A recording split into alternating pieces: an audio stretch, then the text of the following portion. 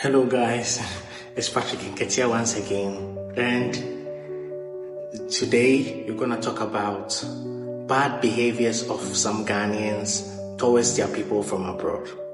Bad behaviors of some Ghanaians towards their people from abroad.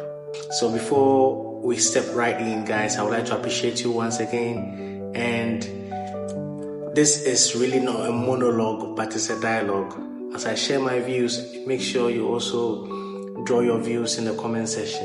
And guys, if you have not subscribed to this channel, kindly do so. We really appreciate you. Thank you so much. Now we step right in. Some bad behaviors of Ghanaians towards their people from abroad. 1. Most people would love to take advantage of you when you are from abroad. In Ghana, yes, especially.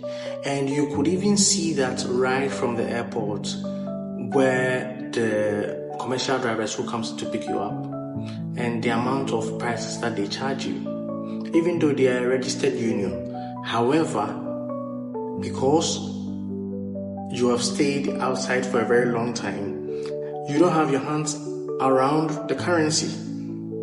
It will take some time. So then they take advantage of you.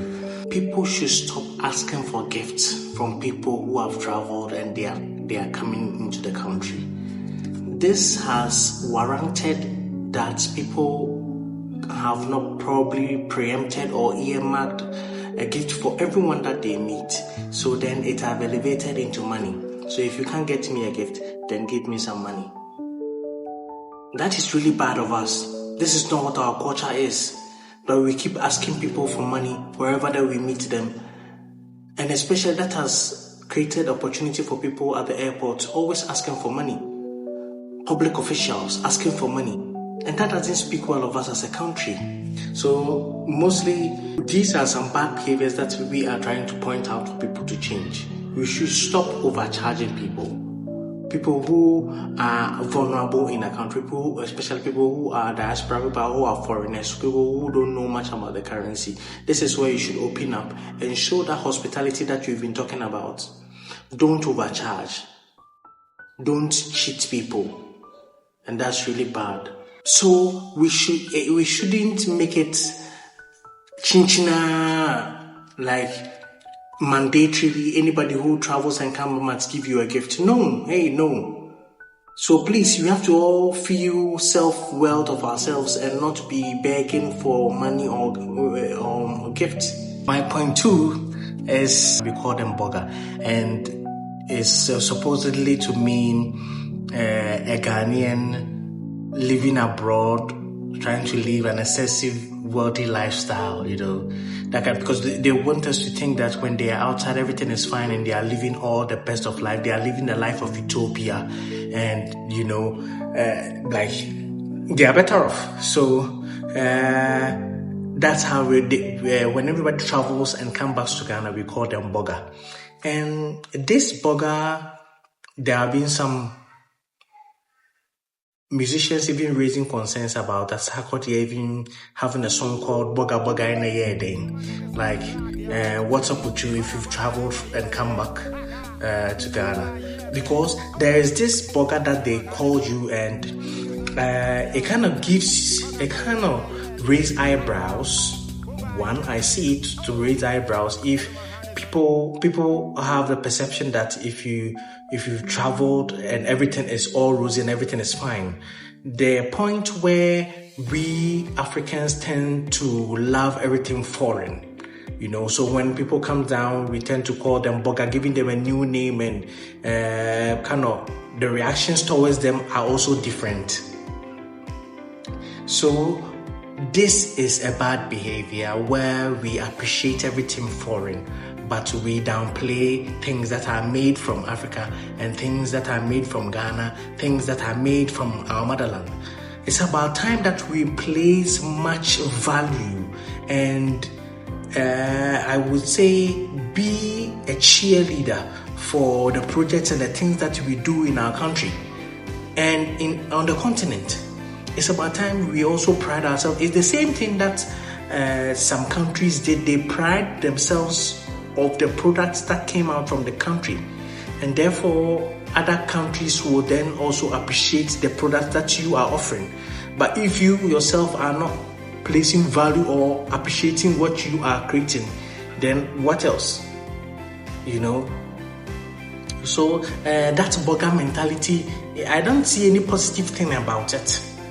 I don't see anything positive coming out from that burger mentality that people instill and makes people take advantage of people. Because when they start calling you that burger, everybody's mentality is that you have money and they can take advantage of you because your hands is not all around maybe your location, and they can take advantage of you because you might need some information, you might need people to help you do things, and people will take advantage because probably there will be some prizes and they can inflate them telling you this or that.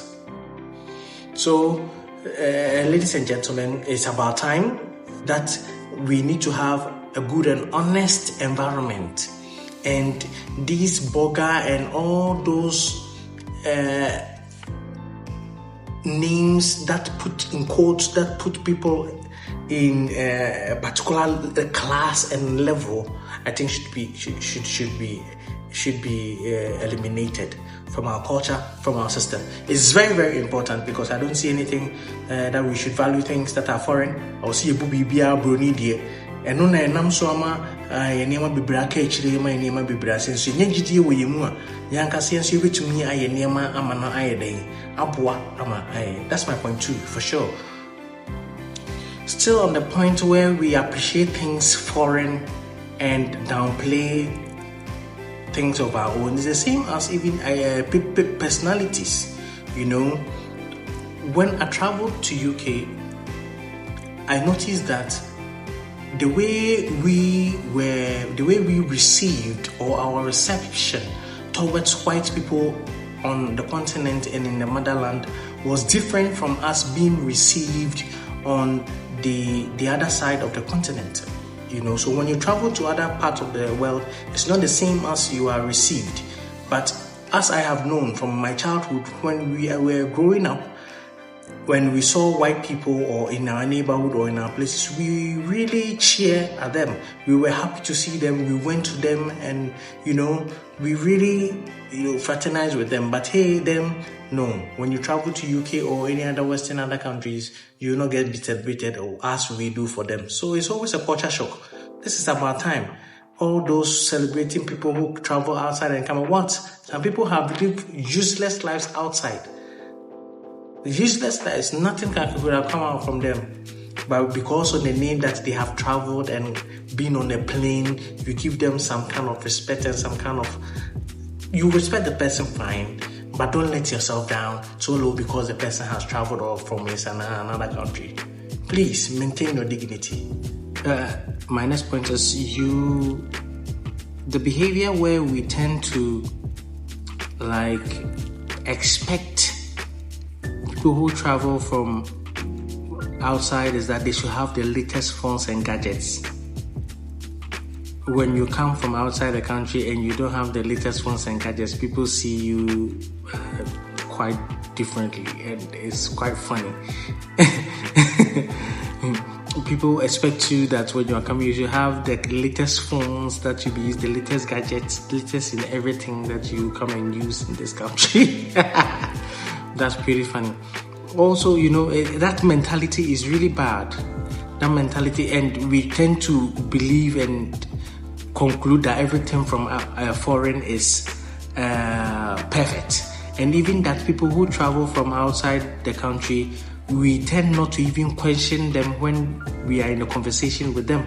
We tend to believe that everything that they say is true and whatever they say is factual. How lame. No. That's such a bad behavior. I think everything that people say, don't take them as for their word. Try to research what they say to conclude and have a real conviction for yourself, so that when you are saying it to someone else, you can beat your chest and know what you are saying to someone else. It's very, very important. Yes, so try to question people who travel from. Don't take them that they've traveled and they are all unknowing, and because they've traveled and come back, they are all knowing and they know everything that there is to know, and they know more than you, and you can't question whatever that they know. Don't take their word for it. I think it's something that we need to challenge. Yes, we should stop putting ourselves down. To conclude, it's also for you to, as a Ghanaian, to, believe in yourself. This one thing that we have been fighting and fighting over a long time, inferiority complex and low self-esteem. It's very, very important. So don't bend out to foreigners. So my last point is that you in the country, you are more grounded. You know more places in the country than any other person. The foreigner who has come, he probably might have the money, but you have the cultural sense. You have the knowledge in the country. So you are the upper hand. Don't let yourself down because the person is a foreigner and what all is money. There are multi-billion companies that have come to the country, but whilst they have their lost sense of culture, their billions have gone into the drain. So always have your sense of pride for yourself that all what you know in the country is what the foreigner needs. You understand? And always be honest, be truthful, be trustworthy, so that person will get to know that you are also a good person that can trust with their money and whatever assets that probably they will create in the country. It is very, very, very important. All right. Yes. So feel grounded, and then the foreigner is not grounded. He doesn't know anywhere. But don't put yourself down. Be strong. Try to offer help. And be resourceful and be of a good person, be of a good repute, be of a good character to the foreigner. These are what we're saying, and a lot more. Thank you very much for being a great Ghanaian, a great African, and a great person in the world. See you in the next video. Thank you.